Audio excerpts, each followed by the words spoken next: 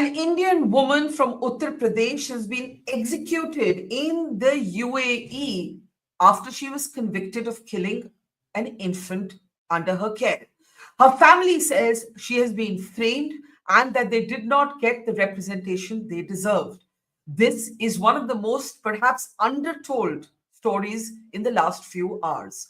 I'm Barkha Dutt, you're with the Mojo Story. On the program today, we look at the curious case of Shahzadi Khan, a woman who worked as a domestic help in the UAE, who's from Banda in Uttar Pradesh, a burns victim herself, and some say a victim of human trafficking.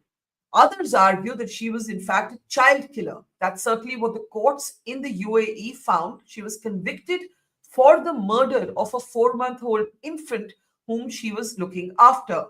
Her family has argued that the child was not killed, but that the child died as a result of complications from vaccinations. When the father of this lady petitioned the High Court, the MEA then informed the court that, in fact, Shahzadi Khan had been executed in February and that the government had attempted to intervene and get Shahzadi Khan mercy. She's been on death row since 2022, but those mercy petitions did not work. The father said that he discovered only after the center responded in the High Court what had happened to his daughter. He says that she was framed and she was forced to issue a video confession under duress. Who is Shahzadi Khan? Is she a child killer or a victim? Is she the victim in this case or quite clearly the villain? She isn't alive to tell her own story, but there are larger questions that this case raises. The government informed Parliament that there are 54 Indians on death row in foreign countries, and 29 of them are in the UAE alone. Should the government have done more in this case, or did they do everything they could? Information is sketchy, but given what we know, let's try and make sense of it all. Let me introduce our guests on the program today. Joining me now is military veteran General Dhruv Katoch. Welcome to the program, sir. Good to see you. Also joining me is political analyst Abhijit Iyer Mitra. Always good to have you with us, Abhijit. Senior advocate Sanjay Hegde is with us. Sanjay had a critical comment on social media. He felt the government could have done more. What precisely is that? We'll find out from veteran diplomat Ambassador Prabhu Dayal, who also joins us. Welcome to the program. We were hoping to have Shahzadi's lawyer and her father with us, but they're in the Supreme Court chambers where evidently the internet doesn't work, even if the wheels of justice, we hope, do work. Let me actually get first comments here. Ambassador Dayal, as I said, the government did inform Parliament earlier this year that this is not an isolated case, that there are more than 50 Indians on death row across the world, but a bulk of them are in fact the UAE, which evidently has an opaque system, a system that is tough to make sense of, not really an independent press that could have also reported locally what was happening with this lady. Her father has petitioned the High Court in Delhi and thus discovered that his daughter had been executed. The government then informed the court that there was no space for further intervention because Shahzadi Khan had already been executed. Now, based on the UAE's own court process, she has been convicted with the murder of a child. Basis what her family argues, she was framed. She's a poor woman. She was trafficked. She was sent into a home where she was treated with cruelty and she was forced to issue this video confession. I think the question is, we don't know the truth. We haven't reported the story ourselves. But could the government and should the government have done more? Well, first of all, thanks for having me on your show. I was Consul General in Dubai for 4 years in the 1990s. And later on, immediately after that, I was ambassador in Kuwait. Now, in both these places, there is a huge Indian presence, an Indian diaspora. And there were many cases where Indians were found guilty of offenses. And in some cases, these offenses were so serious that they were sentenced to death. Indeed, death sentences have been carried out at quite a regular frequency in all the Gulf countries, and not just Indians, but people from other nationalities have also been sentenced to death and executed. Of course, pardon can be given by the highest authorities. Now, in this particular instance, I'm indeed very saddened at the execution of this young Indian girl. who had gone as a baby sitter or a child assistant or a domestic helper in the UAE for an Indian origin family. It's very sad that she has been executed. But there are a few things which I must point out. Firstly, the Ministry of External Affairs, which is the nodal agency for remaining in touch with all Indian nationals abroad, has said very clearly that the Indian embassy in Abu Dhabi rendered all possible assistance and indeed engaged a lawyer and also sent mercy petitions and pardon requests to the government of the UAE. Hmm. Secondly, in the UAE, the judicial system has been followed. She was sentenced to death, and the sentence was upheld by the Court of Cassation, which is the superior court, the highest court of the UAE. And thirdly, here in India also, the matter has been heard in the Delhi High Court, and the External Affairs Ministry, represented by the Additional Solicitor General, Mr. Chetan Sharma, submitted before the bench that the ministry and the Indian embassy had rendered all possible assistance and that the sentence was carried out according to UAE laws. And I have read in the papers that, taking note of the contention, the court has disposed of the petition filed by Mr. Shabir Khan, who is the father of the young Indian lady Shahzadi who was executed. So the judicial process has been followed here in India. It has been followed in the UAE. The External Affairs Ministry, as well as the Indian Embassy in UAE, have rendered all possible assistance. So sad as the case may be, but I really don't know what more could have been done. That is my initial submission. The family says that she did not get adequate representation. Very briefly, Ambassador Dayal, before I go to Sanjay Hegde, that is the family's argument. Now, a father is obviously going to be devastated. These are low income families. They don't have access to much legal intervention. And it's not clear whether the government informed the family directly, because this news only emerged after the court hearing. So one of the curious things in it, I don't know if this is correct, is that the family alleges that they were not informed directly by anybody till the court hearing yesterday. Is that not unusual? Well, I think yes, it is unusual because the embassy, through the ministry, remains in touch with the family members of any such person. But from what I can make out through the media reports, the law officer submitted before the Delhi High Court that the ministry did everything possible to save Shahzadi Khan, including appointing a lawyer to represent her. And the ministry has also pointed out in its statement that it was in touch with the family members of the deceased. Of course, they were informed about the execution a few weeks after it was actually carried out. So there could have been some reason for complaint in that regard. But going by media reports, I think the ministry did everything possible to try and save her. But apparently, there were some legal obstacles. There was a confession made by her that she was responsible for killing the child. Although later on, she said that she made this confession under duress. But surely all that was something that the UAE courts must have taken into account.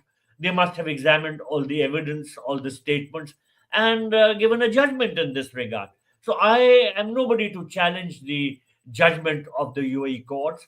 Neither am I at all qualified to comment on the judgment of the Delhi High Court, which has set aside the petition of the father of the deceased lady. Yes. And going by my own experience, I think the ministry never leaves any stone unturned when it comes to trying to save people such as Shahzadi Khan. All legal assistance is given, and as the ministry has said, recourse was also taken to reaching out to the UAE authorities to grant pardon or to exercise their right to give mercy. So I think everything was done, but too bad if it didn't work out.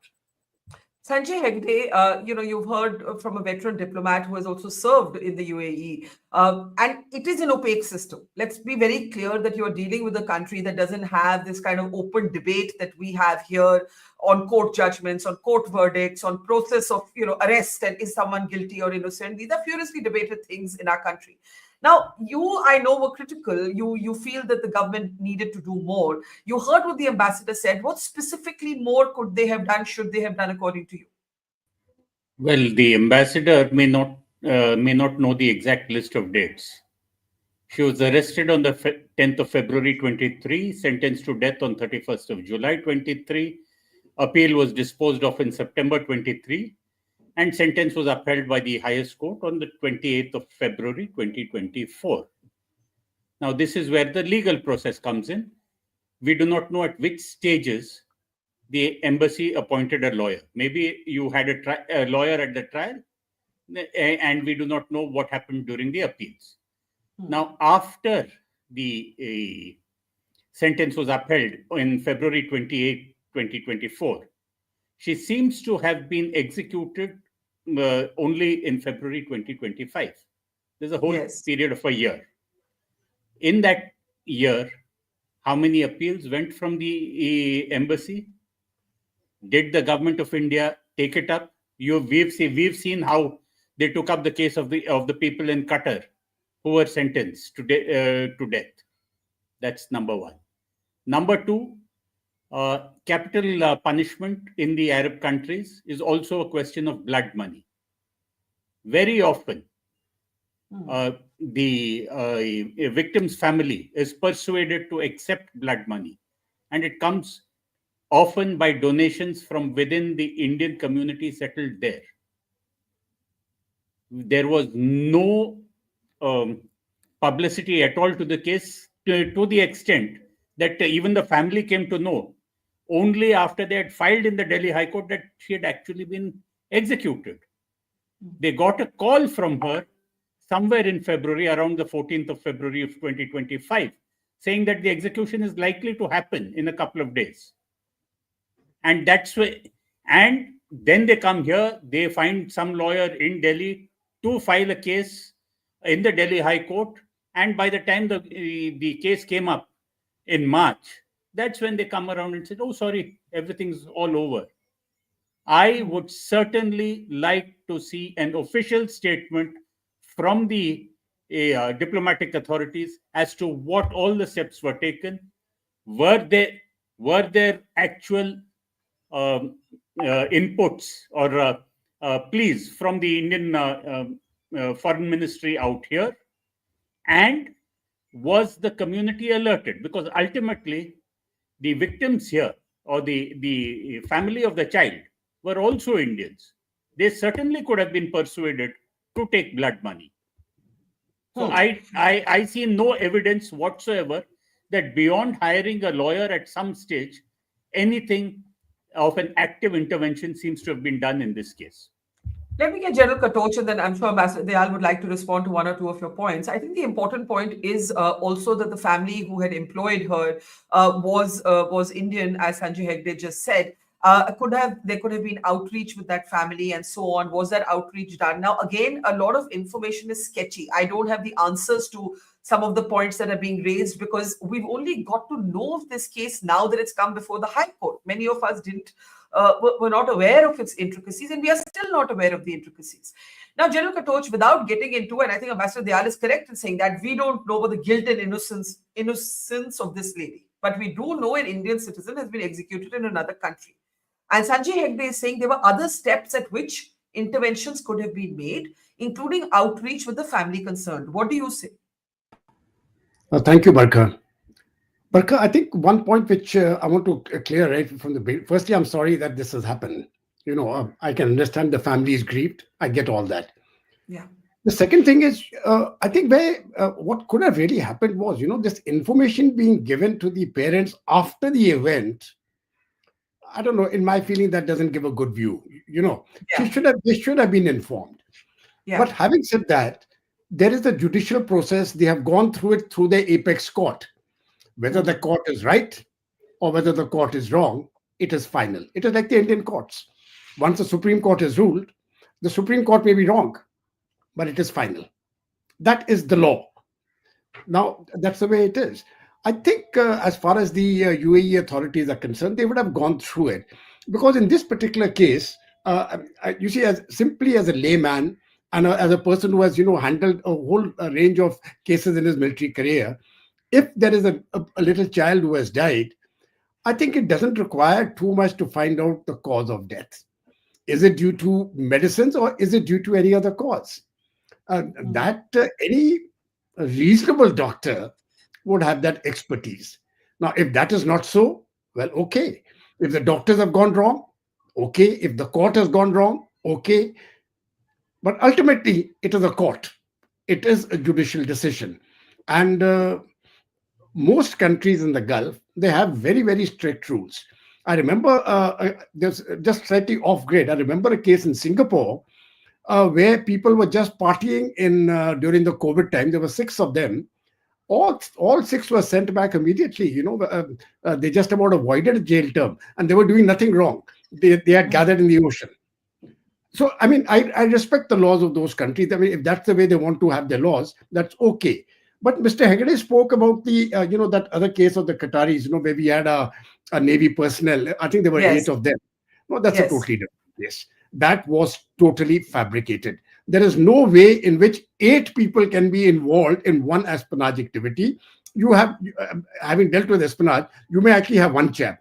But to say 8 people, no, it doesn't stand to reason. And I think they realized it also. That was an absolute setup job, brilliantly done by the Pakistani establishment. And I think over a period of time, they saw the sense of it. Okay, it is a setup here. Here, I think, I think the only evidence which was required was the medical evidence. What is the cause of death? If that has not Yeah. come out, then it is open to Yeah. conjecture. But if that has come out, I think it Yeah. is an open Yeah, and shut case. before I come to Ambassador Dayal, Sanjay, I know you have your hand up, but I have a question also to add to you. I was just going through the BBC. The family of the child has given a fresh statement saying that this lady was responsible for the cold-blooded murder of their child. The family of Shahzadi alleges that it was complications as a consequence of vaccinations, some complication that, the child didn't respond well to vaccinations. Now, I think General Katoch raises an important point that suppose our court, our Supreme Court, hands down a sentence to a foreigner, and another country believes that that is incorrect. There is only so much that they can do. There can only be political pardon in these cases. There's very little else that can be done. Exercised. Why were there attempts to seek pardon? That is why I've asked if there could be an official statement. What were the efforts? Because from the news reports that I can see, first thing, there does not appear to have been a post-mortem at that time. The family alleges that the lawyer, possibly provided by the High Commission, gave a wrong advice to confess, and thereafter just went on writing mercy petitions.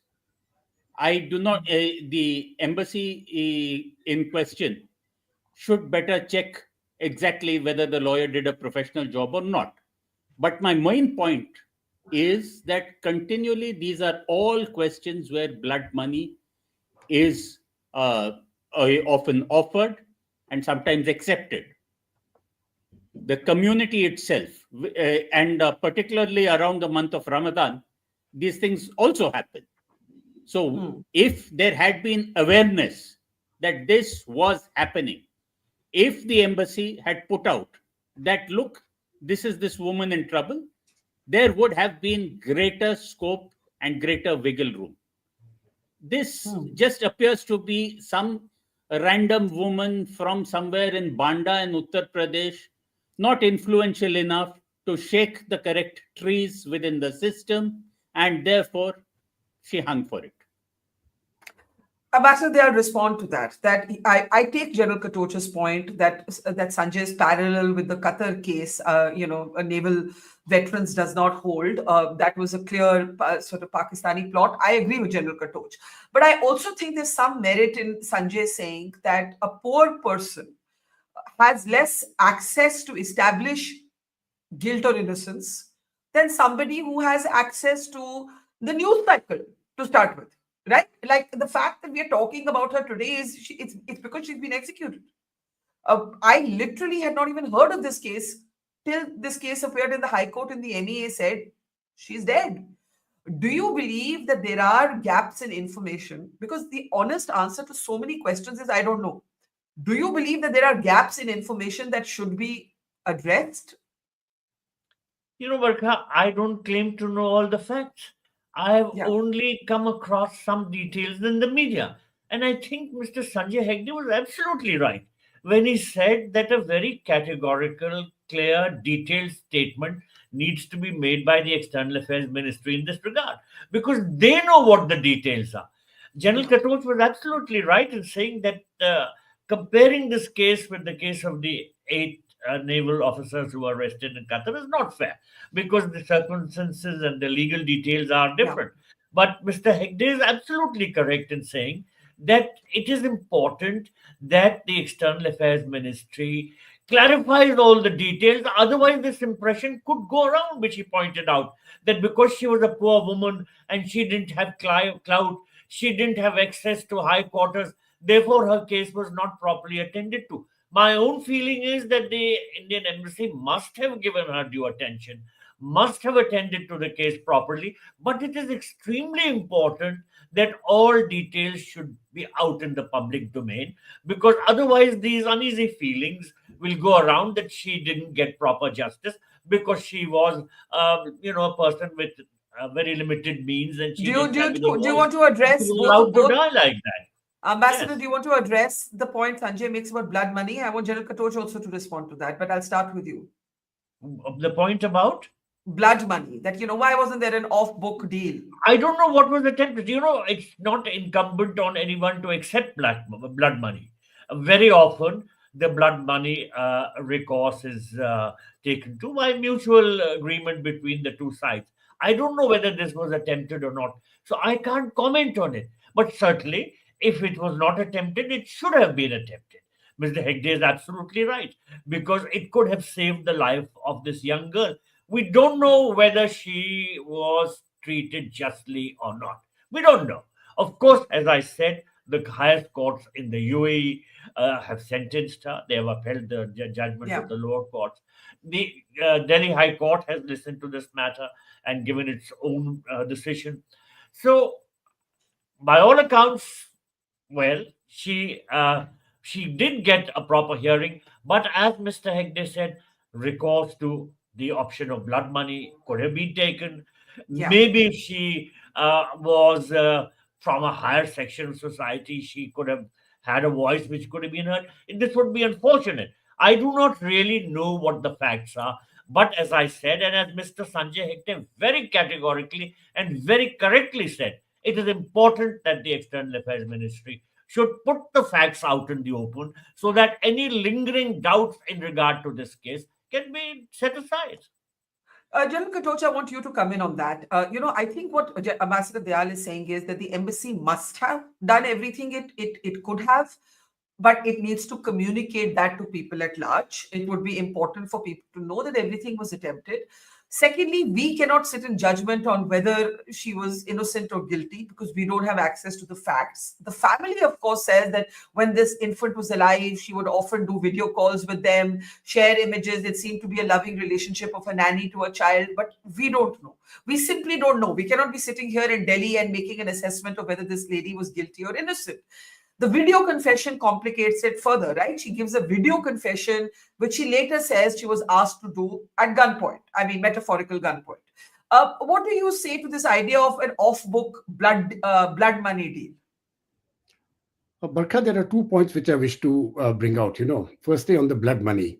And let us Yeah, take I'm just taking the assumption that the court was right, that it was a case of murder, right? yeah, We don't know, but that is what she has been convicted for. So, as a point of argument, I will say the court was right.